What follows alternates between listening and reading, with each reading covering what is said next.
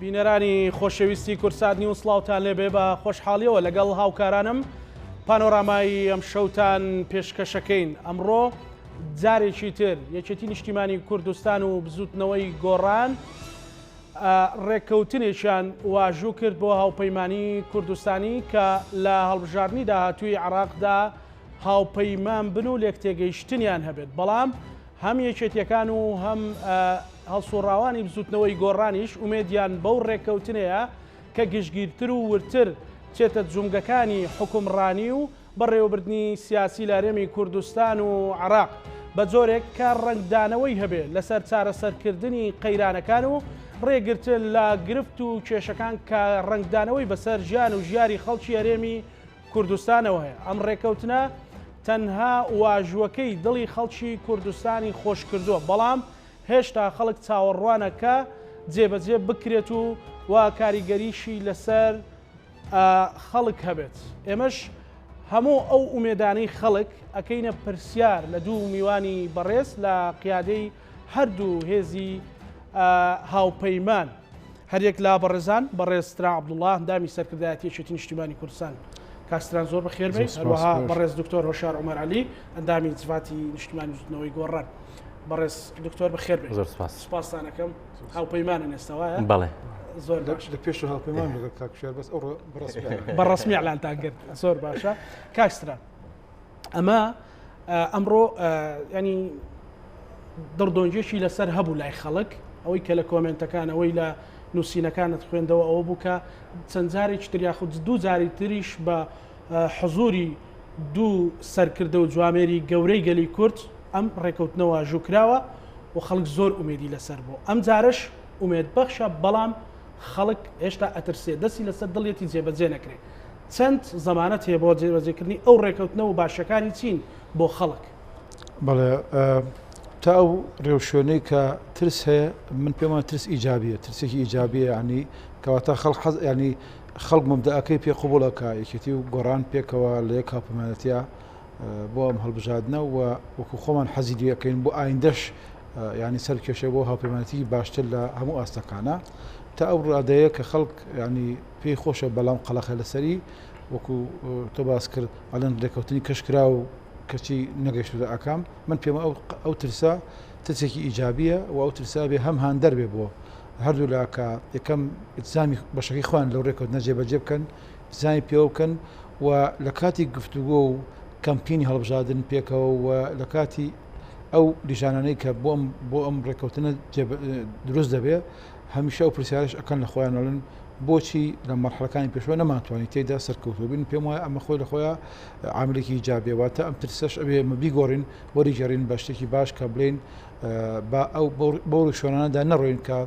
بوو بەهۆی پەککەوتنی یان بوو بەهۆی سستی ڕێککەوتنێکە وەکو ئەو باستان کرد دوو گەورە پیاوی هەردوو حەزب یەکێتی نیشتیمانی کوردستان و بزوتنەوەی گۆڕان ئیمزایان کرد و ڕێگایان بۆ خۆش کرد. لەبەرەوە من لەم ترسە معناوەیە خەڵک لەو بۆتەوە کە پێویستی یەکێتی گۆڕان و هاوپەیمانەتیان پێکەوە ئەزانن ماوەتەوە سەرەوەی کە ئەمە خەڵبی ئومێد نەکەین ئەم جارە ئەم ڕێکەوتنە بەرەو سەرکەوتن بێت. چۆنەی بینی بەڕێستان ینی تا چەند لە بەرژەوەندی خەڵکە بەرژەوەندی هەرێمی کوردستانە و بەرژەوەندی کوردە لە بەغداش لە بەرژەوەندی خەڵکی کوردستانایە لەبەرەوەی یەکەم قۆناغبەندی کرا لە ڕاستی ئەم ڕێکەوتنە دەتوانێت ینی بڵێن ڕێکەوتنی دەباشەم کاتە چەتر بۆ خۆی و دەشتوانێت دوای ئەمەش ینی فراوانتری کا بۆ کوردستان و بۆ عێراقیش، بەڵام باشەکەی وەیە کە قۆناغبەند کراوە تا ئێمە لەم قۆناغەدا ئێستا دێن لەسەر ڕێکەوتنەکە کە جێبەجێ دەکەین کە لە کەمپینی هەڵبژاردنە عادەتەن هەڵبژاردن گفتوگۆی دیموکراسی و نیقاش و کەمپین و ناساندنی کاندید و ئەوانەی تێکەوێ ئەو دیوە لە دەوای سەرکەوتوو بین. من پێم ئەوەکانی تریش ئاسانە بێت چونکە ئەمە هاوپەیمانەتێکە بۆ ئێستا لە هەمان کاتە بۆ تەکبیرەکانی دوای پێکهێنانی حکوومەتی عێراقی خۆ ئەگەر لەمانە سەرکەوتوو بین ئیتر ینی هەم یەکێتی و گۆڕان ئارەزویان لێ باشتر بچنە پێشەوە بۆ هەنگاوی دوایەوە و هەمیش خەڵک پشتبەست و بەو ڕێکەوتنەی کە بە تەواضوعەوە ئێستا قۆناغبەندی کراوە دەتوانێت ینی ئومێدی تر دابنێ و ئەتوانێت ئەرکی تر بە یەکێتی و گۆڕانش بسپێرە لەو ڕۆ باشە بڕێن. بەڕێز دکتۆر ئێوەش هەمان ئەو ترسەی خەڵک چۆن تەوزیفەکەن کە ببێتە هۆکارێک بۆ ئەوەی کە ئیجابی وەرکەڕێ مۆزوعەکە ینی ببێتە هۆکارێک بۆی کە یەکێتی و گۆڕان زۆر بە وردی خەڵک بێ ئومێد نەکەن و ترسە نەکەن بە ترسێکی گەورە و جددی بەڵکو ببێتە مای دڵخۆشی. بەڵێن ئەوەی کە پەیوەندی بەهۆی ئەو ئەزمونانی ڕابردووەیە، بەڵام ئەمە ناکرێت دیلی ڕابردوو بینە بێ هەمیشە لە بیری هەنگاوی ئایندەیە بین. ئەوەی گرنگە ئەمە لەسەر بنەمای باوەڕی سیاسی ئەو پاش گفتوگویەکی چەند مانگی هەم لە نێوان ئێمە و هاوڕیانی یەکێتی نیشتیمانی کوردستانە هەم لە ناو خۆمانە هەردوو جڤاتی نیشتیمانی جڤاتی گشتیە ئەم بڕیارەمانوە و هاوپەیمانی کوردستانمان دروست کردووە و پابەندەبین بەجێبەجێکردنیەوە 100% ئەوەی کە ئەرکەوەکە دەسەرشانمان و دڵنیاشین هاوڕیانی یەکێتی بەپی ئەو گفتوگوانی کە کراوە ئەم ڕۆژ گوتارەکان ڕوون بوون لە هەم گوتاری ڕێخەری گشتی بزوتنەوەی گۆڕان هەم هاوسەرۆکانی یەکێتی نیشتیمانی کوردستان کە ئێمە گرنگە پابەند بین بەجێبەجێکردنی ئەو ڕێکەوتنەوە. ئەوەی کە گرنگە ئێمە قسەی لەسەر بکەین یەکەم هێمنی دروست دەکات و جۆرێک لە سەقامگیری دروست دەکات نەک تەنها لە سلێمانی و پارێزگای هەڵەبجە و گەرمیان و ڕانی و ڕاپەڕین بەڵکو بۆ سەرانسەری کوردستان چکە ڕێکەوتنەکەی ئێمە سەرانسەری و بەتایبەتیش بۆ ناوچە جێناکۆکەکان و خەڵکی ئێمەش هەمیشە خەڵکی کوردستان ویستویانە پارتە سیاسیەکان بەیەکەوە هەڵبکەن و پەیوەندەکانیان باش بێت. دوو هەمیش گرنگترین شت ڕەنگە لەم ڕێکەوتنە ئەوە بێت کە لە ڕووی سیاسیەوە ئەمە ڕێکەوتنێکی زۆر شەفافە هەمیشە کە ڕێکەوتن کراوە لە ڕابردووە لە ئاستی عراق و کوردستانی شاد تا ڕادەیەک لەسەر دابەشکردنی هەندێک بەرژەوەندی بوو ئەمە هیچ بەرژەوەندێکی بۆ گۆڕان و یەکێتیان نییە لەوەی کەوە بگرە هەردووشیان لە زۆر بەرژەوەندی تایبەتی حزبی خۆیان چاوپۆشیان کردووە لە پێناوی ئامانجێکی گەورەترا ئامانجێکی استراتیژیە چکە لە ئێستا چاومە لە دوای ڕەوشە ئامانجە گەورەکە چییە مەسەلا؟ ئامانجە گەورەکە توانی لەسەر سێ ئاست قسە بکەین. یەکەم تایبەتە بە هەرێمی کوردستان کە ئەوەی کە لە کوردستانە ئەو ڕەوشەکە هەیە کە بە شێوەیەک لە شێوەکان بێمتمانەیەکە لە نێوان هەم خەڵک و پارتە سیاسیەکانە هەم لایەنگرانی حزبەکان و سەرکردایەتی حزبەکانە ئێمە زۆر گرنگە ئەو متمانەیە لە خەڵکی کوردستان دروستکەینەوە ئەو ئومێد و ئیرادەیە دروستکەینەوە چکە ئێستا بە ئاشکرا ئەیبینی زۆر کەس ئیشان بۆ بەوەی کە ژەهری ناومێدی بڵاوەکەنەوە لە کاتێکە ئینسان هەمیشە ئەبێ بە گەشتبینیەوە بۆ داهاتوو بڕوانێت و چاوی لە داهاتوویەکی باشتر بێ. دووهەم لە عێراقا ئێستا عێراقی ئێستا ئێمە لەم دەقەیەتی ئەژینەوە عێراقی 17 ساڵی ڕابردوو نیە ڕۆژگارێک هەبوو کورد سەرۆک وەزیرانی دیاریە کرد یعنی بگەڕینەوە بۆ 2005 کە ئیبراهیم جەعفەری سەرۆک وەزیران بوو دوایی کورد ڤیتۆ هەبوو داننرایەوە. ئێستا کورد ئامانجە سیاسی ئامانجە دیبلۆماسی ئامانجە سەربازی ئامانجە ئابوووریەکانی هەمووی کورد بۆتە لە مۆزوعی بۆ نەبووجەیە بۆ چونکە تەرازوی هێز گۆڕاوە لە هەمان کاتە ئێمە کە لەناو خۆی خۆمانە ناکۆکین بە ئاشکرا لە بەغدایەن بە ڕوومانە کە وەفدەکانە چن بۆ یەکێ حۆزی حزبی چ وەفدی حکومی ئەڵێن ئێوە بۆ خۆتان ڕێکنین لەناو خۆی خۆتانە. ئێمە زۆر گرنگە هەموو ئەو جیاوازی و ململانیانەی لێرە هەیە بە سروشتی سەری بکەین و جیاوازیش نەکەینە ناکۆکی کە پارتی سیاسی جیاواز هەیە شتێکی زۆر سروشتی ئەتوان پێشبڕکێ لەوە بکەن کە کی ئەتوانێت بۆ باشترین بەرنامە پێشکەشکات و کاردانەوەی ئیجابی لەسەر ژیانی خەڵکە بێ بەڵام زۆر گرنگە دۆخی بەغدا جاکەینەوە لە کوردستان لەسەر دوو ئاست. یەکەم کە لە بەغداوە تەماشای ئێماکەن وەکو کورد تەماشامانەکەن وەکو یەکێتی و گۆڕان و پارتی و حزبی کە سەیرت ناکە گرنگە ئێمەش خۆمان وەکو کورد وەکو نەتەوە تەماشا بکەین. دووەم ئێمە بە تەجروبە لە دوو قۆناغە کورد توانێتی هەنگاوی گەورە بچێتە پێشەوە بۆ مافەکانی خۆی. قۆناغی ڕاپەڕین و بەرەی کوردستانی کە بە یەک زمان قسەمانە کرد وەکو ئێستا نەبوو بە چەند زمانێک و بە چەند دەنگی قسە بکەین. دووەم قۆناغی پاشڕوخانی ڕژێمی بەعس و سەدام حوسێن بوو کە کورد سەرڕای هەموو ئەو ناکۆکیانەی کە هەیبوو و زۆر قورسر بوو لەو ناکۆکیانەی ئێستش ڕۆشت بە یەک دەنگەوە بە یەک استراتیژیۆکاری کرد مافەکانی خۆی لە دەستوراین کرد. ئێستا عێراق بەرەوەوەڕە گۆڕانکارێکی ڕیشە ڕووبە شیعە بە شێوەیەک لە شێوەکان ینی ترسیان نەماوە لە هیچ شتێک و بە زۆرینە و کەمینە زۆر شتێک لایەکەنەوە لە ئەم ساڵ و ساڵی ڕابردووە بینیمان کەەوە لە بەرژەوەندی کوردانیە چکە عێراق لەسەر بنەمای تەوافق و هاوسەنگی دروست بووە لە ئاستی سیاسی و لە ئاستی حکومڕانی و هەتا دواییە. لە هەمان کاتا گفتوگویەکی چڕ هەیە لەسەر ئەوەی کە هەم دەستور بنووسرێتەوە کە بێگومانەوە بۆ کورد ڕەنگە زیانی گەورەی هەبێت چکە کورد ئێستا بەم پەرش و بڵاوێ ناتوانێت دەستکەوتەکانی بپارێزەوە ئەمڕۆ لە ڕێکەوتنەکەی ئاماژە بۆ کرا لە وتارەکانە هەمیش ئێستا سونە بە ئاشکراڵن ئێمەمانەی سەر کۆمار وەرگین بۆ خۆمان.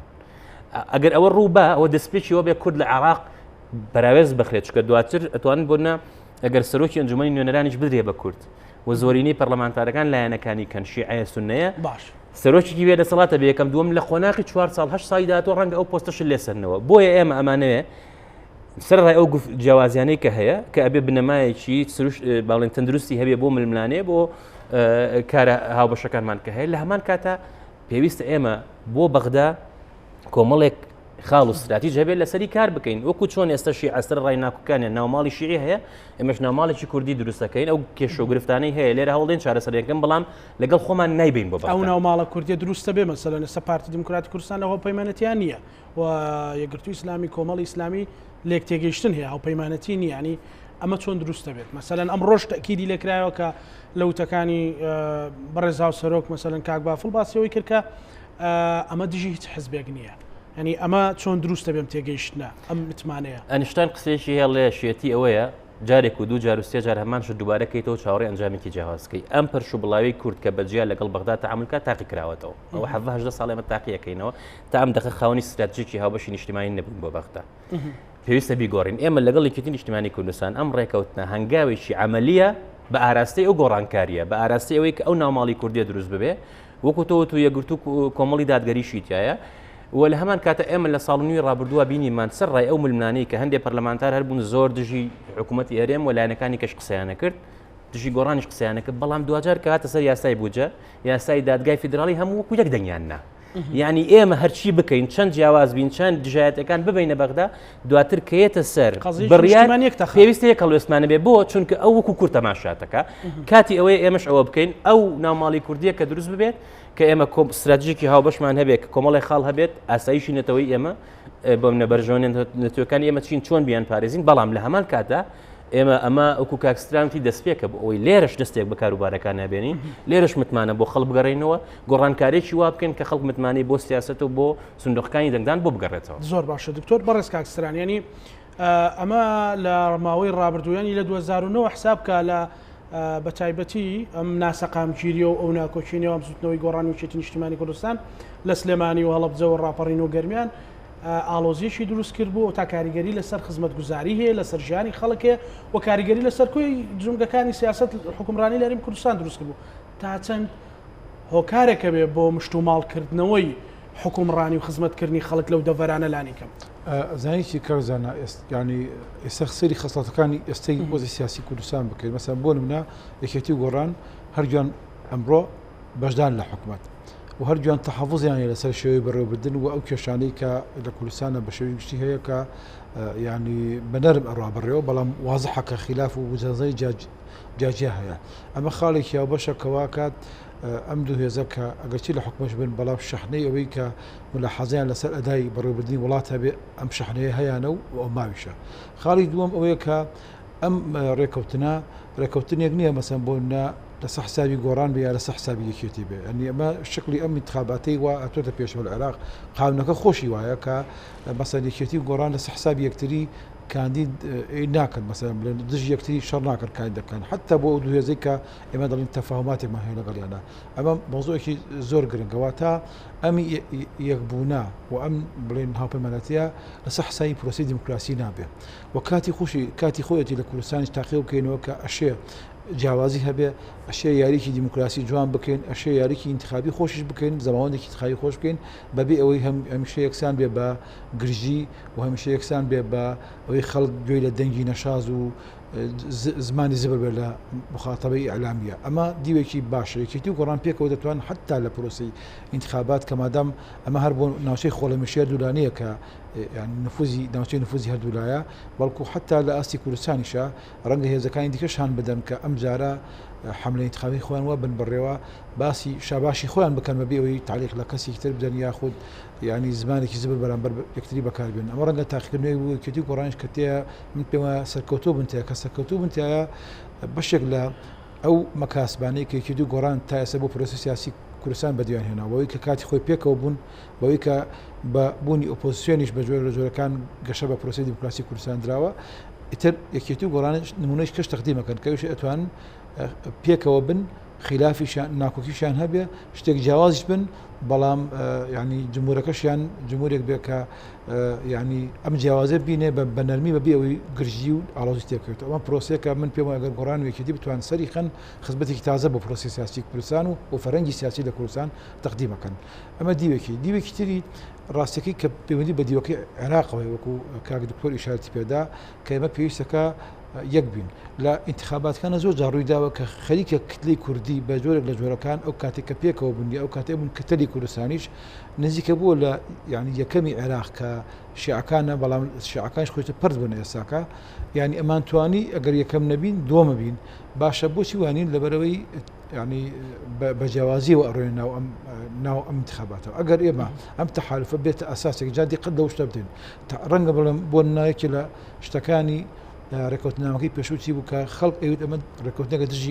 دژی پارتیە باڵ بەنەوەکان ئێستا یەکێتی هەم گۆڕە هەرجویان تاکی لەوە کە مەسیجێکیانەیە کە ئەمە دژی کیس لایەنێک نییە ئەمە مەسیج نیە بۆ پارتی بۆی تەسمینات وەربگرێ بەڵکو مەبدەیەکی سیاسیە کە دەشەیە ئێمە لە دوای ئەم هەڵبژاردنە هەموو هێزە سیاسەکانی کوردستان بە یەک ڕوانینەوە بەڵام ڕوان لە ڕاستیە پێمان خۆشە ڕوانی هاوبەشێکی پارتی بێ چونکە دەرکەوت لەم پرۆسە سیاسیە ڕوانی نوقسان کە ئەگەر ڕوانینێکی بەتەنیایی گۆڕامی بەتەنیایە هی پارتی بەتەنیا نەتیجەیەکی باش نادەبێت بۆ کوردستان باشتر بە ڕوانینێکی کوردستانی هەبێت کە وەکو دکتۆرتی لەسەر ئەساسی یعنی لەسەر ئەساسی بەرژەوەندەکان بێت لەسەر ئەساسی مەفاهیمەکان بێ ئێستا عێراق خۆشی بێگومان ئێمە دەزانین عێراق و گوجاران نەماوە شیعەیەک شیعانیە شیعی شەقام هەیە شیعی حکومڕان هەیە و حتى حکومڕانەکانش دەناوخۆنە چەند ئینەکەن بەڵام نەمەڵێک لە ڕفتاری سیاسیەیە کە وای کردووە کە ئەوان گوێ بە کورد نەدەن گوێ بە سونە نەدەن لە دابشکردنی ئەرکەکان و وەزیفەکان و حکومەتەکە و حتا لە هەڵسوڕانی خەتەر لەسەر پرۆسی سیاسی عێراق هەرەوە نێ دەستکایی دەستور بکەن کە بەشێک لە مافەکانی کورد بە قرتیان یا کەمی کەنەوەیان بێجەدوای بکەن ڕەنگە نەتوان بە گوێری مەقایسەکانی بە گوێری میکانیزمی حکوم میکانیزمی دەستور نتوانن بۆ نمونە بتوان دەستکایی دەستورکردن چونکە پێویستی بە ڕێژەیەک هەیە بەڵام بەم فەزا سیاسی کە ئێستا حکوم عێراق کە حتا ئەگەر نەتوان دەستکایی دەستور بکەن ئەتوانن تەجمیدی کەن ئیشپێکردنی ڕابگرن خۆ ئێستا ئەم بەشە بودجەی هەرێمی کوردستان شتێک نییە لە دەروی دەستوری عێراق کە کوردستان داوای دەکات جێبەجێکردنی مادەی 140 شتێک نییە گەری کورد کە داوای دەکات لە دەروی مادەی لە دەروی دەستور بێ بەڵام فەزای سیاسی عێراق وایە کە ئەتوانێت ئەمریکانە جێبەجێ نەکە بەبێ ئەوەی کە بتوانین محاسبەی بکەین ئێمە دەمانەوێت پرۆسی سیاسی عێراق بگەینەوە مەربعی یەکەمی دوای کەوتنی سەدام حوسێن کە دەستور هەبوو توافق هەبوو قسەی کورد گوێ لە گیرا بوو قسەی سونە گوێ لە گیرا بوو قسەی شیعش حرمەتی خۆی و بەڵام نەک بە دەرەجەیە کە لەبەر خلافە زۆرەکانی شیعەنەوە خۆیانە بەشی خەڵکیتیانە بێتەوە ئەمە مەسەلەیەکی گرنگە کە پێم وایە بۆ پرۆسی سیاسی ئەگەرێکێتی و پارتی بتوانێت ئەمەرکە سەرخەن وەزیفەیەکی نیشتیمانی یەکێتی گۆڕان وەزیفەیەکی نیشتیمانی گەورە جێبەجێەکەن کە ئەبێ هانی حەزبەکانی تریش بدەن کە ئێوە داوای یەکڕێزی کورد دەکەن باسی ئەوەی یەک موقفی کورد دەکەن دەفەرم با لێرە تاقیقینەوە شتنی هەموو جارێک ئێوە دەست پێش خەبر لە بەڕێوەبردننی ئەم یەکێتە ریزەکانی گەلی کووردە بە ئەم جارە پارتی گۆڕان لەم تحالفۆ یەکێتی گۆڕان بتوان لەم تحالفۆ ئەم قیادەی ئەم وەزە سیاسی بکەن کە ئەگەر مەفاهیمی باشیتە ئەگەر ئەو تەڕوحاتانەی کە ئەمڕۆ هاوسەرەکانی یەکێتی و ڕێخەری گشتی بزانین گۆڕان وتی کەیچیان لەسەر بۆ گۆڕان و یەکێتینە بۆ گۆڕان و یەکێتینە بۆ کورد و کوردستان بوو با ئەمە فایمەنە تاقی بکرێتەوە پێم وایە لە عێراقی داهاتوو ینی گەلی کورد دەتوانێت قسەیەکی باشتر بکە و ئەو جیاوازانشی کە هەمانەوەکو دکتۆرەتی لە کوردستان دەیپارێزین بەڵام کەنالیزەی دەکەین لە ڕاستیە جیاوازەکانی نیوان یەکێتی و گۆڕان ئەوە نیە هەڵەوەشێتەوە یان نەمێنێ وەکو هەندێک کەس تەسەورەکە بۆی بڵێ ینی درزێک خاتە ناو ڕێکەوتنەوە بڵێ تاو یەکێتی گۆڕان خلافیان نەما نا ئێمە حەزەکەین حتا خلافەکەش بۆ دیموکراسیش باشە بەڵام کەنالیزەی دەکەین کە ئەمە پێم وایە مهمە ئەم تحالفەیە لە مەرحەلەیە بەڵام کاستران ئێستا مەسەلەن لێستاوە هەندێشت ڕوونە پارتی دیموکراتی کوردستان لەگەڵ جەبهەی سایرون مەسەلەن لەگەڵ کتلەی سایرون کە زیاتر سەدرەکان مەسەلەن لێک نزیکێک تێگەیشتنێک هەیە و بە تەنها ئەلانکردنی ماوە ئەمە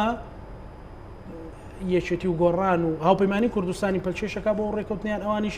ئەوەی کە هەیە لە سەردانەکانی هاوسەرەکانی یەکێتی نیشتیمانی کوردستانیش جەبهەیەکی تر دەبیدرێت لە نەخێر یەکێتی و مثلەن بۆ سەردانی هاوسەرەکانی یەکێتی نیشتیمانی کوردستان بۆ هەموو لایەنەکان بوو بۆ هەموو لایەنەکان ینی دەمی یەکێتیان تاقی کردەوە پێم وایە هەمان وەفدی گۆڕانش کە چۆتە بەغدا یان ینی ئەندامەکانی کە حەزبە سیاسیەکان دەبینن من پێم وایە لە مەرحەلەی داهاتوو یەکێتی نیشتیمانی کوردستان و بستنەوەی گۆڕان لەو تەحالفانە زۆر گرنگە لەسەر مەفاهیمیشکەن یعنی جار نەچنەوەی کە ساغ بنەوە بەسەرێکی لە تەحالفە ئەوەڵەن جار هەر ئینتخاباتە حتا ئەو تەحالفەی کە باسی یەکە کە نێوان پارتی و سایرون هەیە مرهونة بانتخاباته يعني نتيجة انتخاباتها كان يشان دام تحالف السركي يا النابي يعني إعلانك يعني إعلان ناكي بويا مقرن تل أويا كما دام انتخاباتك للريوية أو انتخابات رنق خوي سياسي الإعلان خاب جوري أم بوشي كتيو جوران ببنا ضحي حال سنجانة كأمر دايكين كرنق نتائج انتخابات شيء كبير مبلغ والله ما قال كتيو جوران دفاع لهم مفاهيمنا وكان كقناعتي عن بيتي كمان بيوم قناع مفاهيمي راست ودرست مفاهيمي ويك كتيو جوراني يعني كاتي خوي بيكوا يمكن هرو مفاهيمنا بوي كليك جابن ليك ناكوك بن كتيو جوران لسر مفاهيم لسر أساسي مفاهيم بيكوا بن لسر أساسي مفاهيم ليك جابنه وكواتا يما قصة دوسي سياسية كان كمان تحالف يعني إن شاء الله لسر مفاهيم كان إن شاء الله لسر قناعاتك كان أم قناعتنا أجر بوي ما بود هاتو دفاعي لو كان لسر ما دي سوتشل لسر الدستور لسر يعني قال لي كردستان خو دي سانو ديرين أو بوتي بوجبوا أولويات العراق لكردستان بو قال لي كل لبروي وضع دالايا كوي كي سايبين بو خو ناشاري أبكي وحق فقي أولوياتك تو أبي أولويات دتا أم مسألة كمسألة بوجو جانو جزراني خلقه أجر لم كي شيء حل كر وكو استا يعني بوجه امصاله قصيده سكراوه واجر بتينوتاي تيشو كيتي قران بتوان كارك بكن كقصيش بهستر بكن لسر باش دالاي كان قال كردستان اشينا قناش كشو كايشو وربابي نسر ملفات كانت كش قصبك حتى وانا كاين خو مش عيبي تدانيه كاك زانا زور كسرن ولا ما زور ويلاتو بشوك بوينت ولا مسالي نانو بوجو جزراني خلق ماش قرنقا شو قاتو تطمينات ندي خلق كجزران وجاني باشكي ناس مسلسل يعني مساله قشتكاني كمساله نتوي كردن مساله جزران وجان وخلق شنو تبالبش امر كوتنا اتواني او بالبش دابينكا او وصعدان خوي ولات ريك خاتوا وان جاء قصي كنت قلوتلو بنتري شبه لمرحله دهاتو زور باشا كاك دكتور يعني دیارترین قسەی خەڵک ئەمڕۆکوی کاکسراوتی ئەوەش عیبی تێدانی و ئەسڵان مافێکی سەرەکی خەڵکە مەسەلەن ژان و گوزەرانی خەڵکە خزمەتگوزاریە بێوازاڕیە ئەمانە هەمووی ینی معلومە کە پاشەکشەی کردووە ئەمە تا چەند یان قۆناغی دومی هاوپەیمانێتێک ئەگەر بۆ یەخستنەوەی کورد و خیتابی کوردی و بەدەستهێنانی مافەکانی کورد بێ لە چوارچێوەی عێراقا چەند گرنگایەتی و گۆڕان بیر لەوەش بکەنەوە بەجددی بچنە ناو جومگەوردەکانی حکومڕانی و خزمەتگوزاری و ژیانی خەڵک. بەڵێ دیارە ئەو قسەی کە کستران کە ئەوتری ئەمە ئیتر جیاوازی لە نێوانێکێتی و گۆڕانە ناهێڵێ ئەو قسەی بێنامەوە کە گۆڕان دروست بوو زۆر جار دژەکانە یانوت ئەمە تاکتیکی نێوان مامجلال و کاکنۆشیوان خۆیانە سەرەتا تاریخەکەواڵێ بۆ ئەوەی کە ئەو درزوشتانە هەبێت یعنی ئێمە ڕێکەوتنەکە زۆر ڕوونە بۆ هاوپەیمانیە بۆ هەڵبژاردننی ئەنجومەنی نوێنەرانی عێراق ئێمە کاکزانە گەرنگە سەری ڕابردووی خۆمان بکەین بۆی بزانین بەرەو شووە ڕێ کورد لە سەدەی 20 بە بەردەوام لە پێکدادانە بوو لەگەڵ حکوومەتە جیاجیەکانە لە پاشایەتی و حتا دروستبوونی پێش دروستبوونی عێراق و حتاکو سەدام و هەتا ڕوخانی سەدامیش لەسەر کۆمەڵێ ماف بەشێکی مافی سیاسی بوو کە کورد وەکو نەتەوە دەستور بە قانون دادی پێ بنگات ئێمە وەکو کورد با بڵێن وەکو نەتەوەیەکی جیاواز مامەڵەمان لەگەڵ بکرێەوە بەشێکی سەرەکی لەم دەوڵەتە لە دەستورات چەسپێنرا ئەمە مافی با بڵێن کللتوری بوو زمان و هەتا دوایی زمانی کوردی لە دەستوری عێراق زمانێکی ڕسمیە ئێمە لەسەر هەندێک دۆکیومنت نەبێویتری ئیهمال کراوە لە کاتێکە ئێستا گەورەترین شەڕ لە باکووری کوردستان چییە؟ داواکەن بیان هەبێڵ بە زمانی خۆیان بخوێنن لای ئێمە ئیشمان لەسەر ئەوە نەکرو کەمە دەستورە بۆ نمونەکە لە هەموو دۆکیومنت هەموو شتێکی فەرمی عێراق بێک ئێستا وڵات کەنەدا وڵاتێکی دەستوریە کە باڵێزێکیان نییە بزنس کاردەکەی هەم بە فەڕەنسی بە ئینگلیزی نووسراوە بۆی نەبێ یەک زمان بینووسێ یعنی کە بە شتێکی زۆر ئەوەیە کە ئیشی لەسەر بکرێت دوو هەمیشە سوپای عێراق ڕەشە بۆ بەسەر کوردستان دوو هەنگاونرا لە دەستوری عێراقا یەک ئەوە بوو کە ئەبێت سوپات سنووردار بێت دەسەڵات و با بڵێن ژمارەی دوو ئەبێت لەژێر دەسەڵاتی مەدەنیا بێ باشە بۆ جارێکتر نەبێتەوە بە هەڕەشەوە کورد ئەبێ بەشێک بێت لەم دامەزراوە یە کورد ئێستا بە تەواوی ئەوەی ئیهمال کردووە کە ئەمانتوانێت ئێمە سەدان هەزار گەنجی خۆمان بنینەوە ئەم دامەزرانەوە وەکو سەرباز وەکو ئەفسەر وەکو هەت ئەوە هەم مافە دەستورەکەی خۆتە هەم هەڕەشش نابێت سوپا بۆتەوە و لە هەمان کاتە سیاسەتی دەرەوە زۆربەی ئەو موامەرانەی لە مانتیقەکە کراوە کە ئێستا ئێمە لەم دقەیە قسە ئەکەین شاهێدی ئاڵۆگۆڕی ئەندازیاری ئەمنی مانتیقەکەین لە نێوان وڵاتانە بەشێکی زۆری لەسەر حسابی کورد بوو بەتایبەت ئەم وڵاتانی ناوچەکە و لە ڕێگەی کەناڵی دیپلۆماسیەوە کراوە ئێمە لە دەستوری ئەوە زەمان کراوە کە کورد دەبێ بەشێک بێت لەم موەسسەیە ئەوەی کە پەیوەندی بە مافە ئابوووریەکانەوە هەیە لە دەستورە ئێمە شتەکانی خۆمان بچوو کردوێتەوە کورد وەکو هەر بەشێکی تری عراق ینی شەریکە لە هەموو سەروەت و سامانی عراقا بەپێی دەستور سەروەت و سامانی عراقی خەڵکی عراقا کوردیش وەکو نەتەوە یەک لەم عراقات و ئەبێ بەشێکبی لەم سەروەت و سامانە ئەوەی کە گۆڕاوە سێشتە یەک تەرازوی هێز دەکە بۆم باسکردی کورد لاواز بۆ بەراورد بەڕابردوو بەکاری پێکەوەی ئێمە ئەتوانین جۆرێک لەو هاوسەنگە دروستکەینەوە و ئەم هاوپەیمانیە بەڕاستی ئەوە ڕوانینە استراتیژیەکەیە لەسەری دوو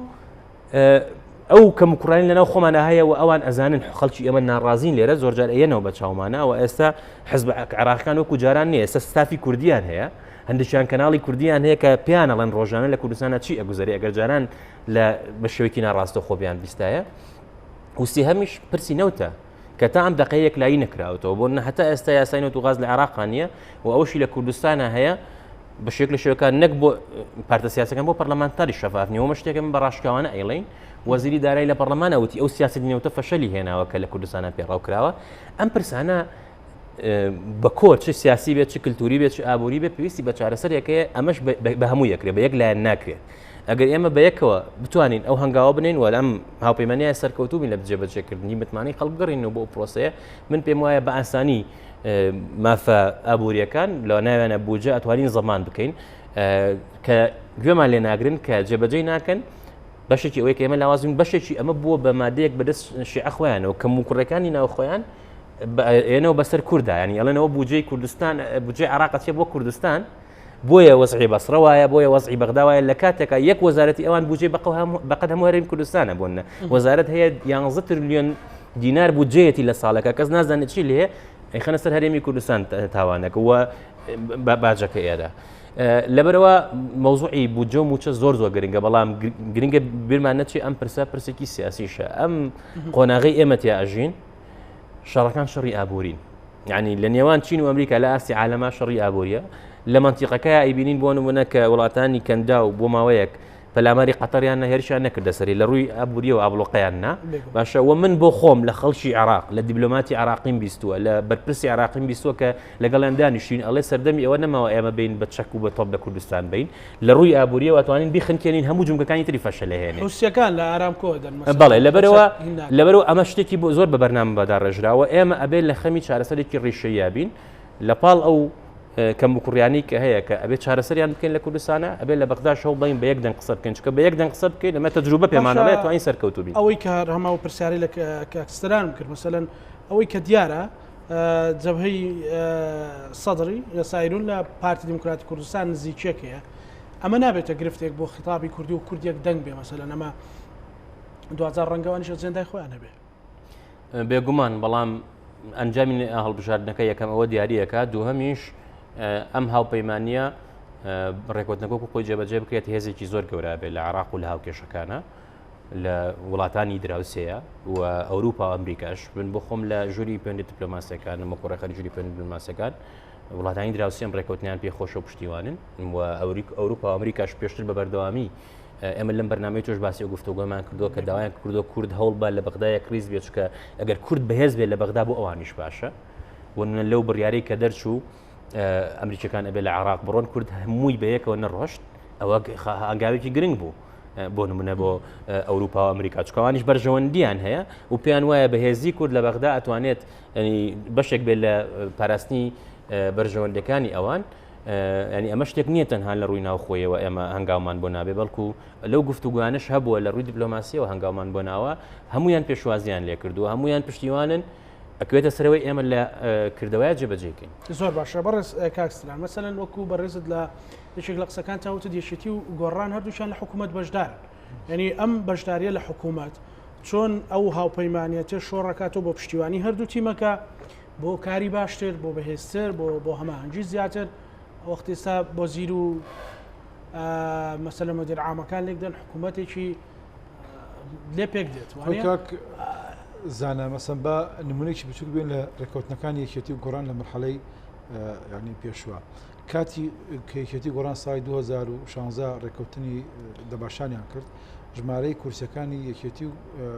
گۆڕان پێکەوە 42 کورسی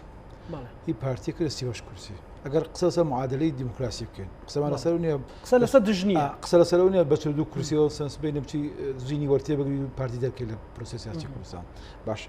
ئێستا کە ئێمە قسەی لەکەین ژمارەی کورسەکانی پارتیەوە ژماردم بۆنێ بۆی ئین بێ پارتی 45 کورسی هەیە لە پەرلەمانی کوردستان 45 وانە چلو قسوورێکی بان 45 کەمینەکانیش ئەوە منتموە مەسەرەن ئەگەر بیژمێری کورسەکان یەکێتی تۆ بە 20 کورسیە گۆڕان 12 کورسی لە پەرلەمانی کوردستانوانە 8 کورسی نەوەی نوێ هەیە کە من و کاکوشیار و تحلیلی سیاسی منطقیش دەڵێ ئەم هەشتەی گۆڕان بوو پێشتر ینی هەرچێت سەرچە کورسەکە ینی ئەم منطق ئەم فەزا سیاسی کە لێرە بریتە لە زۆنی سەوز و کەسک و هەموو تەنەوەعی کە لە کوردستانە هەیە ئەکاتە 40 کورسی بەرام ینی شتێکی ئەو تۆی نامێنێ لەگەڵ تۆزێ خۆتان ڕێخەنەوە ئەو تەفاهماتانی باس دەکەین ئەچێتە 40 شتێک کورسی لەگەڵ پارتیە تۆ بۆ ناهی من نای لەگەڵ بکەی لە ناوی بەری بێتە جۆرێک لە جۆرەکانی هاوسەنگی سیاسی کە حکومڕانی لە کوردستان ڕاست دەکاتەوە و دەرفەتێکەدا بە یەکێتی و گۆڕان و پارتی و لایەنەکانی دیکەش کە بچنە بەخا بە ڕۆحێکی تەندروستترەوە بچنە بەغدا قسە لەسەر ئێستا ڕاشکاو بین هەر شتێک دێتە پێشەوە لانگرانی گۆڕانی شوێکێتی ژەڵەن ئەی کوا تیمەکەمان لە حکوومەت بۆ تیمەکەمان لە حکوومەت مەسەلەن قسە ناکە ڕەنگە ئەو نەهاوسەنجە بێت تیمی حکوومەتیش بزانێ ڕقەمی دیموکراسیەکەی چەندە بۆی سێمە ڕوومان لە هەڵبژاردنە لەبەرەوە ینی کەس لەسەر تیمی یەکتی نەباش قساکەین نەخراپ قساکەین بەس ئەوەی کە هەیە من پێم وایە ئەم هاوسەنگیە بەم تەریقەیە ینی بەم ئەمار بە ئەگەر بە ژمارە بی حسابیکەین دێتەوە سەر تایمی خۆی دێتە سەر جێگای خۆی کەواتە معادلەی سیاسی لە کوردستان زۆر نەگۆڕاوە ئەوە کە زۆر گۆڕاوە یان هێزە سیاسەکانی کە دیموکراسین کە تەتەڵعاتی سیاسیان هەیە زیاد لە پێویست پرد بوونە من پێم وایە ڕێکەوتنەکەی ئێمە دەبێت ڕێگا بۆ خۆشکە کە ئێمە دیموکراسیش بین و ڕای جیاوازیشمان هەبێ و ناکۆکیش بین لەسەر زۆر شت بەڵام چەترێکە بێ کۆمان کاتەوە چکە هیچ ئیتارێکی دیموکراسی ئەگەر ئیتارێکی نیشتیمانی نەبێت کە خەڵک هێزە سیاسەکان لەسەر کۆ نەکاتەوە سەرکەوتو نابێ وەکو لە چەند ساڵی ڕابردوو سەرکەوتونەوەی مەسە بۆ منە ئێم بۆ سەرکەوتونە بووین ئەو مەفاهیم باشانەیە کە گۆڕان باسەکە ئەو مەفاهیم باشانەیەکێتی باسیەکە ئەو مەفاهیمانەی کە حزب سیاسەکانی کوردستان باسیەکە بۆچی سەرکەوتو نابین چونکە یعنی ئێمە ئیتارێکمان نەدۆزیوەتەوە کە ئەم دیموکراسیە نێڵن سەر بکێشەی بۆ پەردبوون بەڵکو سەر بکێشەی بۆ دەوڵەمەند بوون بۆ تەنەوعی سیاسی بۆ ئەوەی کە پێکەوە بتوانین باسی مەترسیەکانەکەین ینی بەجددی ئەوەی خەڵک دێترسی ئەوەیە اینجا ئەو مەترسیانە کەواتە با منەوە بکەمە پرسیە ئەمە تاچەند ئەبێت دەست لەسەر دڵدانان بێت بۆ ئەوەی کە بەڕاستی لە مۆزوعەشا فەرعێکی ڕئیسی هەبێ بۆ تەطبیقی ئەم حاڵەتی کە بەڕێز باسەکەی نەک هەر خەون و هیوا و بە هیوام و بە ئاوات ینی بۆ ئەم زرسە کاکە زانە هەرچیەک بەسە بۆ نە دوێنێ ڕۆیشتۆ تا ناتوانین دەستکاریکەی بەڵام ئەوەی کاتوانین دەستکاری بەیانیە کاتوانین دەستکاریکە یەکێتی و گۆڕان ئەتوان دەستکاری بەیانی بکەن ئەتوان قسەی خۆیان تیا بکەن تاوان جیڤۆرجی کوردستان دەستکاری ناکرێت بەڵام جغرافیای سیاسی کوردستان دەستکاری ئەکرێت و من پێم وایە یەکێتی و گۆڕان ئێرادی ئەویان تێدا ئەم شتە بکەن چونکە تەجربەکەیان وا دەڵێ یعنی حتا لە ڕابردوودا کە یەکێتی و پارتی پێکەوە مەسەلەن تەحالفیان کرد هەندێک لە کێشەکانی کوردستان حەل کرد بە تەجربەی ناکۆکیەکانیان اینجا بە تەجربەی پێکەوە بوونیان توانیان زۆر ئەزمایەت تێپەڕێن ئێستا لەم ناوچەیە کە یەکێ لەو شتانی کە ڕەحمەتی جەنابی مامزاد دەیوت ئەگەر و گۆڕان جیاوازیش بن ناگاتە ئاسی شەڕی ناوخۆ ممکنە یەکێتی و پارتی جیاواز بن یعنی یادگاری شەڕی ناوخۆ بنێتە پێشەوە ئەوەی کە ئەتوانین پەرەی پێ بدەین ئێمە دەمانوێت بە یەکێتی و گۆڕان کە جیاوازیش بن دەکرێت لە حکومەتێکە پێکەوە بن واتە ژینگەی سیاسی یەکێتی و گۆڕان سەریش بکێشە بۆ خلاف سەریش بکێشە بۆ زبری سیاسی لە چەند ساڵی ڕابردووە بینیمان سەری نەکێشاوە بۆەوەی کە ینی بین خوا نەخواست بگاتە شەڕی ناوخۆ کەواتە زمینەی ئەم دوو هێزە بۆ ئەوەی کە بتوان لە مستەقبەل شتی باش پێکەوە بکەن یعنی ئەوە زمینەکە لەبارە من دەزانم ئەمە سەرکێشەیە ئەم هاوپەیمانەتێش سەرکێشەی بۆ هاوپەیمانی بۆ جۆرێک لە جۆرەکانی هاوپەیمانی تر بەس با ئێمە پێش حداسکان نەکەوین با بین ئەم بەشەی خۆمان جێبەجێ بکەین کە بریتێ لە ڕێکەوتنەکەی ڕێکەوتنێک کە بۆ حکومەتە بۆ هەڵبژاردنە وێزگی هەڵبژاردن و دوای وێزگی هەڵبژاردنیش تاوان کە مەسەلەن پێکەنانی حکومەتی عێراقیە و اینجا ئیتر ئەکرێ ئەگەر ئەو تەجربەیە سەرکەوتوو بین دەستە سڵمان دانین بەڵام لەمان کاتە بەکراوەیی لەسەر مستەقبەلیش قساکەین کە بۆ منە لە پەرلەمانی لە انتخابای داهاتووی کوردستان شەپێکەوە بتوانین قسە بکەین خۆ دیموکراسی واڵێ من پێم وانە هیچ هێزێکی سیاسی کە حتا گەنیاری ئەم هاوپەیمانەتیش بێ بە ئاشکرا بتوانین بەڵێوەڵایەوە کارێکی نادیموکراسیەکەن بەڵام ئاراستەی سیاست وابێ ئەبێ ئێمە ئەم بەشەی خۆمان جێبەجێ بکەین ئەم ناوچە خۆڵە مێشیە کاک زانە دەچەند ساڵی ڕابردووە کە ئەو کاتێشتا کێشەی بودجە و گوزەراون ژیانی خەڵک نەبوو خەڵک هەرێشتا دڵی دەسەر دڵی دانابوو چونکە ئەترسا ئەم خلافە سەر کێشێ بۆ ینی بۆ گرژێکی کۆمەڵایەتی کە ینی ئاشتی کۆمەڵایەتی بخاتە ژێر مەترسیەوە ئێستا ئێمە ناتوانین ئاشتی کۆمەڵاتی بڕینەوە بە ژیان و گوزەراون نان کەەوە مەسەلێکی زەروریە بەڵام بەلایانی کەمەوە ئەو دڵنیایە بدەین بە خەڵک کە تەکبیری هاوبەشەکەین بۆ حەلکردنی ئەو کێشەی کە ئێستاکایە کە بریتێ لە ژیان و گوزارانی خەڵکی بریتێ لە موچە و بودجە بەشێکە لەو تحالفاتانە و قسانی لەگەڵ حکوومەتی عێراقیەکە بەڵام ڕێخستنەوەی ژیانی سیاسی هیچ نەبێت لەو زۆنەیەکی یەکێتی و گۆڕان کە بڵێن زۆنی ملەوەنە ئێستاکە ئەم منتیقەیە بەلایانی کەمە تو ئەتوانی بەڕێخستنەوەی جۆرێک لە ژێرەکانی ژیانی ئابووری جۆرێک لە ژێرەکانی ژیانی کۆمەڵایەتی خەڵک بەشێک لەو ئەرکانەی لەسەر شانتە جێبەجێکی ئەنجا ئەتوانی بە سەربەرزیەوە بە ئاسابی سارترەوە قسە لەسەرەوەکی چۆن گۆڕانکاری لە شێوی بەڕێوەبردنی وڵاتە بکەی اینجا ئەو استحقاقاتانی کە لەگەڵ حکوومەتی عێراقی شەمانە ئەوەش بینتە سەرکا خەز بڵێ کاکە وەرە بە ئەمە استحقاقی دەستوریە من تا ئێستاکە لە هیچ هێزێکی عێراقی نەمخوێتەوە وازدا ئەندێک لەو ێزانە بێنە کە هێزی عەسەبی توندن و ینی خوان حکوومیان بەدەست نیە لە عێراقا بۆ دەنگدانی انتخابات گرژیەکان و توندێکە لەگەڵ کووردا هیچ هێزێک نەبیستەوە بڵێ من دەستوری جێبەجێ ناکەم ئەمە خۆی لە خۆیان معنای وایە قووەتی دەستور نیشانەدا و تاریخی ئەڵێ ئەو کەسانەی کە ئەو هێزانەی کە لەسەر زیواقع نسبیان کەمە ڕێژەیان کەمە یان پرتن وەکو ئێستای گەلی کورد ئەتوانن دەست بگرن بەو نسوسە دەستوریانی کە هەیەە بۆی بڵن کاکە ئەمە دەستوریەکە لە کاتێکا نووسراوە کە ئێمە هەمومان پێکەوە بووین کورد بەهێز بووە سونەش هەبووە و شیعش بەهێز بووە ئەم دەستورە ئێمە ئەمە گرێبەستی کۆمەڵایەتی و گرێبەستی سیاسی ئەمێ دەبانێت جێبەجێ بکەین ئەو کاتە ئەوەی کە جێبەجێ ناکە تۆ دیتە مەرحەلەیەکی تر لە قسەی سیاسی پێم وایە ئەتوانی زۆر شتەیە لە شوێنی خۆی ڕایگرین بەلایانی کەمەوە ئەم نەزیفەی کە پاشەکشەی کوردە لە ناو پرۆسیاسی عێراقا لە شوێنێک ڕابگرین کە پێم وایە یەکێتی و گۆڕان و هێزەکانی دیکەش ئەگەر بیانێ ئەتوانن دەوری گەوری تابیژێڕن. بەڵێ کاک دکتۆر هۆشیار مەسەلەن ئێمە لێرە گفتوگۆیەکمان کرد چەمانگ لەو بۆ بەر بەڕێز باس کرد نێتی ئەوروپیەکان ئەوەیە کە چاکسازی بکرێت لە هەرێمی کوردستان هەرێمی کوردستان خۆر ڕێکخاتەوە دژی دوو بەرەیشن ینی دوو ئیدارەیشن ئەم ڕێکەوتنە چۆن کاریگەریە بێ لەسەر دروستکردنی هاوسەنگێکی هێز بە ڕقەمی دیموکراسی بە شێوازی دیموکراسی نەگۆکەوەی کاک سراوەتی سبینێت کڵاو قاسم و زیینی وەرتە لە یەکتر بگرن چۆن ئەمە دروستە بێ بەڕاستی بۆی مەسەلەن گلەیەکی شێ سواوە لە ئەنگرانیەکێتی و گۆڕان کە ئەگاتە سەرەوە تقریبا تیمیشان لە حکوومەتە حکوومەتیش بی خۆیان نازان و پارتیش ئەو گلێ لە هەردوو لە ئاکا کە لالایەک ئۆپۆزیسیۆن و لەلایەکی لە حکوومەتن چۆن ئەم ڕقەمانە ڕاستەکەنەوە و کاریگەری ئەخەنە سەر ئەم پرسان خۆی ئەو دیاردەی لە کوردستانە هەیە کە کاکنوشوان ناوی نابوو دوو پێوانەی یاخود دوو فاقی کێشێکی زۆر گەورەیە کورد لە بەغدا داواکە بێ حکومڕانی بە تەوافق بێ لێرە مرکزیەت و پێچوانەکەی دروست کردووە لەوێ داوای لا مرکزیەتەکە بوون داواکە هێز لە دەرەوەی سیاست بێ لێرە هێز لە ناو سیاست داواکە بازار ئازاد بێ بازار لێرە وەکو پێویست ئازاد نیە داواکە دادگاکانی عراق بە سیاسی نەکرێن لێرە دادگاکان بە سیاسی ئەکرێن ئەمە یعنی ئێستا ئەم تجربەی ئێمە تاین پارتی وەکو وتمان 45 کورسی هەیە یانزەی کەمینەکانیش ئێستا ئێمە یەکێتی توانین بەیانی بین بە ئۆپۆزیسیۆن گۆڕان زۆر بێ منەتشێ لە مۆزوعە بە بەردەوامی وتومانە پارتی توانێت بە 56 بەتەنها حکوم بکە ینی تەجروبە پیشانیاوە ئێستا نیەگینا بتۆ سەریکە سەرۆکایەتی پەرلەمان دوو کەسی پارتیە سەرۆکی هەرێمیش لای پارتیە سەرۆکی حکوومەتیش لای پارتیە ئەتوانێت وەتەنها کێشەکانی کوردستان هەلکە ئەتوانێت ڕوبەڕووی ئاڵنگارەکان بن ناتوانێت ئێمە پێویستە ئەوەی کە داوایەکەین بۆ نەبلە بەغدا لێرە خۆمان جێبەجێکەین کە بۆ نەپرسی لا مرکزیەتە کە پرسی ئەوەیە پێویستە جۆرێک لە دادپەروەری هەبێ کە پێویستە بڕیارەکان بڕیاری هاوبەش بن شەفافێتە بێ لە دۆسەی نەوت و لە دۆسەی دارایی و دۆسیەکانی دیکەیە ینی ئەمەی کە بڵین ئێمە زۆرینەیەک یا کەمینێک ئەتوانێت تەجروبە پیشانیاوە لە شەڕی ناخۆڕ ڕوویاوەی هێزێک نەیتوانێت هێزی تر بتوانێتەوە لە هەمان کاتە ئەو پێشبڕکێی کە هەبووە هێزێک کورسێک زیاترێنێ لە هەڵبژاردنێکە لە هەڵبژاردنێکی دیکە کەمەکات شتێکی تەبیعی لە پرۆسی دیموکراسی لە هیچ کوێ نیانی هێز بە بەردەوامی لە دەسەڵاتە بێت و کورسیشی هەر زیاد بکە و باش بەشێک لەوەی ڕەنگە پارتی دیموکراتی کوردستان کورسیەکانی زیادکردی ئەو ناکۆکیانەیە کە لایەنەکانی کە هەیەیان بووە ئەوەی کە ئێمە بڵین وڵات گلەیەکەین ئێمە گلەی ناکەین لە گلەی ئیشی خەڵکێکە کە دانیشتووە لە شوێنەکە دەسەڵاتی نییە حزبی سیاسی بەرنامەی هەیە حزبی سیاسی ڕوانینی هەیە ڕخنەی هەیە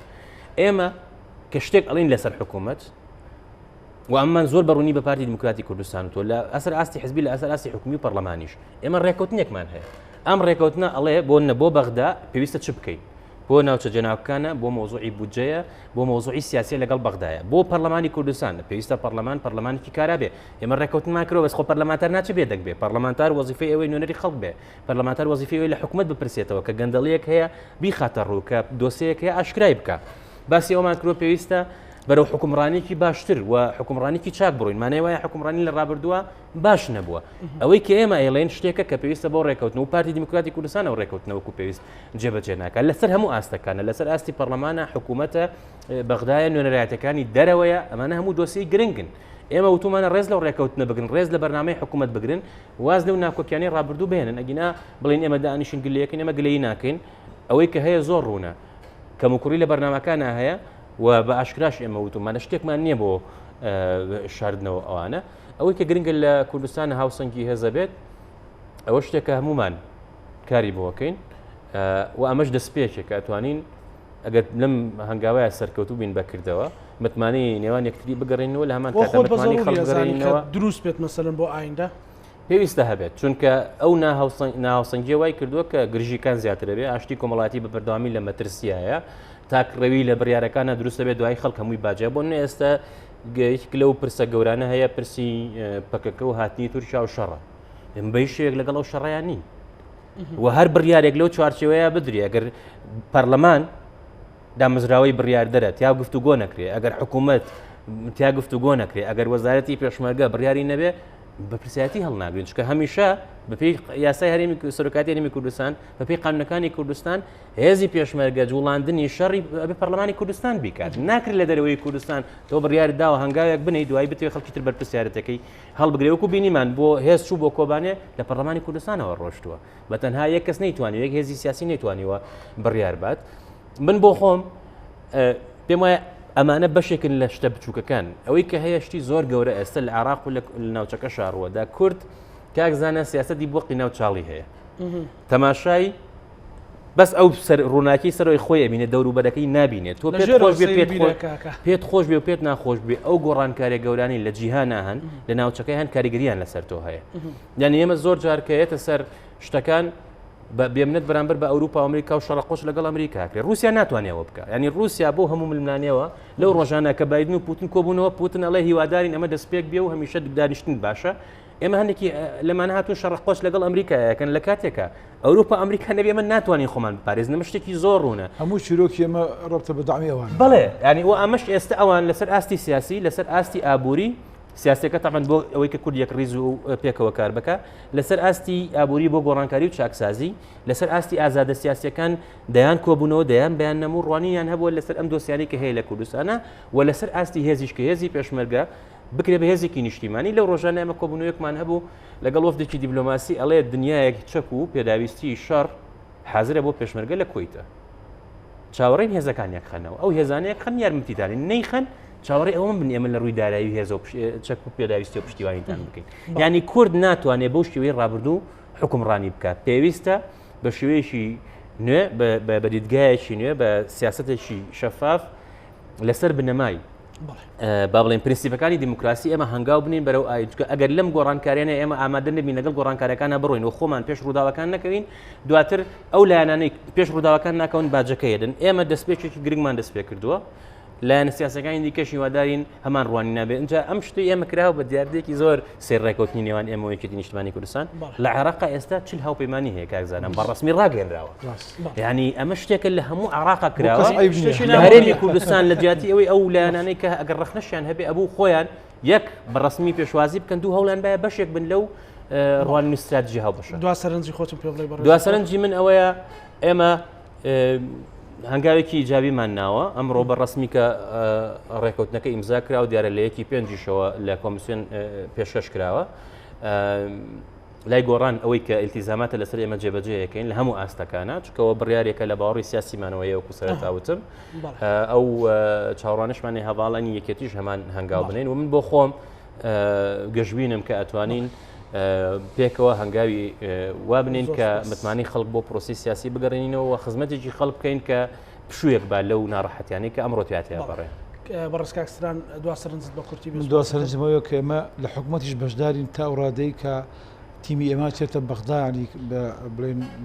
بۆ مەسلەی بودجا و دیارە حتا لە حکوومەت یاریمش ڕوانی جیاواز هەیە بۆ ڕێکەوتن لەگەڵ عێراق و لەگەڵ بەغدا یەکەم دووەم مەبدەی لا مەرکەزی کە دکتۆر باسی کرد خۆی لە خۆیان جۆرێکە لەوەی کە بەشداریکردنێکی کاراتری توێ لە حکوومەت و لە هەمان کاتە نیشاندانەوەی کە کێشەیەکەی لە شێوەی بەڕێوەبردننی تاوان ئەوڕۆ ئەلانی کردوەوە بە دۆکش دەڵێ بۆ ئەوشی شۆڕەکەینەوە ینی دوات کەواتە کێشەکە لێ هەیە آخر خاڵەوەی کە ڕێکەوتنی دکتۆر باسی ڕێکەوتنی گۆڕان و پارتی کە ڕێکەوتنی یەکێتی نیشتمانی کوردستانی پارتیش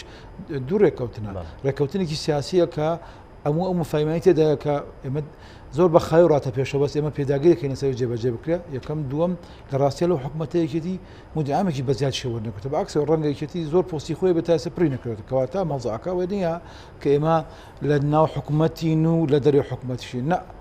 ئێمە لە حکوومەت بین لە دەرێ حکوومەت بین مەفاهیمەکانی خۆمان بە گرنگە زاین پێداگیر لەسەرەکەین زۆر سپاس بۆ بەڕێز کاکسترا عەبدوڵڵاه دامی زوێنی سەرکردایەتیەکی نیشتیمانی کوردستان ڕوا سپاس بۆ بەڕێز دکتۆر هۆشیار عومەر عەلی دامی زڤاتی نیشتیمانی زوتنەوەی گۆڕان سپاسانەکەم بە هیوای خزمەتی زیاتر بۆ خەڵک بە هیوای ئەوەی ساڵیشتر بەرنامەیە بکەین بۆ خزمەتی زیاتر بێت ئینشاءڵڵا. بینەرانی خۆشەویست لەگەڵ هاوکارانم پانۆڕامای شۆمان پێشکەشکردن بە هیوای ساغ و سەلامەتی بۆ هەموو لایەکتان ئەمانەتی خوای گەورە بێت خواتان لەگەڵ.